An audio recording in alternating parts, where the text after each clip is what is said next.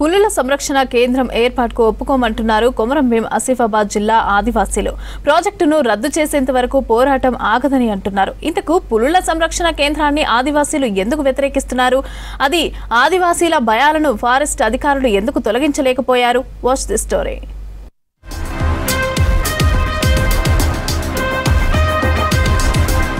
కొమరంభీం ఆసిఫాబాద్ జిల్లాలో కొత్తగా ఏర్పాటు చేసిన కొమరంభీం పులుల సంరక్షణ కేంద్రంపై వివాదం ముదురుతోంది. పులుల సంరక్షణ కేంద్రం ఆసిఫాబాద్ సిర్పూర్ నియోజకవర్గాల్లో 1492 చదరపు కిలోమీటర్లు విస్తరించి ఉంటుందన్నారు అటవీశాఖ అధికారులు. ఉమ్మడి ఆదిలాబాద్ జిల్లాలో ఇప్పటికే కవ్వాల్ టైగర్ జోన్ ఉంది. దీంతో గిరిజనులు ఇబ్బందులు పడుతున్నామంటున్నారు. అక్కడ పులుల కోసం గూడాలను ఖాళీ చేశాం. ఇప్పుడు కొమరంభీం టైగర్ కన్జర్వేషన్ రిజర్వ్ ఏర్పాటు చేయడం వల్ల మళ్లీ కష్టాలు వస్తాయంటున్నారు ఆదివాసీలు. పులుల సంరక్షణ కేంద్రానికి వ్యతిరేకంగా ఉద్యమిస్తున్నారు. టైగర్ జోన్ ప్రాజెక్టు రద్దు చేయాలని కొమరంభీం జిల్లా కలెక్టరేట్ ముందు కొన్ని రోజులుగా నిరసన తెలుపుతున్నారు.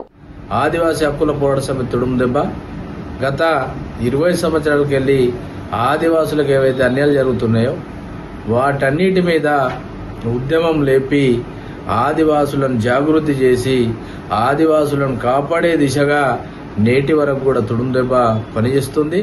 జిల్లాలో తరచుగా పులులు దాడులు చేస్తూ ప్రాణాలు తీస్తున్నాయి. గత డిసెంబర్లో పులి దాడిలో ఒకరు చనిపోయారు, మరొకరు తీవ్రంగా గాయపడ్డారు. కొమరంభీంలో పులుల సంరక్షణ కేంద్రం ఏర్పాటు చేస్తే పులుల సంఖ్య పెరుగుతుందని ఆదివాసీలు ఆందోళన చెందుతున్నారు. అడవుల నుంచి దూరం చేసే కుట్ర జరుగుతుందని ఆగ్రహం వ్యక్తం చేస్తున్నారు. పులుల సంరక్షణ కేంద్రం రద్దు చేయకుంటే పోరాటం ఉధృతం చేస్తామంటున్నారు ఆదివాసీలు.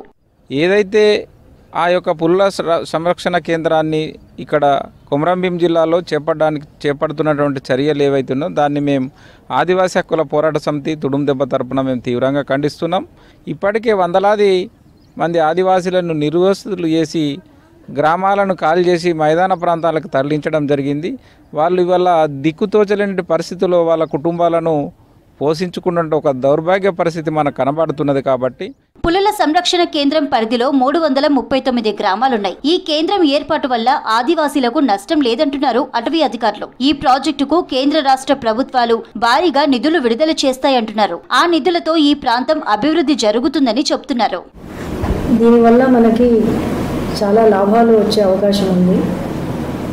మొత్తం అన్ని గ్రామాలు అంటే 339 గ్రామాలు, కొన్ని చాలా మటుకు బయట ఉన్నాయి, కొన్ని ఫ్రింజ్ విలేజెస్లో ఉన్నాయి. ఫ్రింజ్ అంటే ఫారెస్ట్కి బయట ఇంకొంచెం ఫండ్స్ ఎక్కువ వస్తాయి, దీనిపైన ఫోకస్ పెరుగుతుంది. సో ఈ విధంగా నియర్ బై ఉన్న గ్రామాలకి ఏ విధంగా మనం సహాయం చేయగలము ఇంకాను అనేది చూస్తాము. సో దీనివల్ల మనకి లాభమే కానీ నష్టం ఏమీ లేదు. అభివృద్ధి కంటే తమ ప్రాణాలు కాపాడుకోవడమే ప్రధానమంటున్నారు ఆదివాసీలు. పులుల సంరక్షణ కేంద్రాన్ని ఎట్టి పరిస్థితుల్లో ఒప్పుకోమంటున్నారు.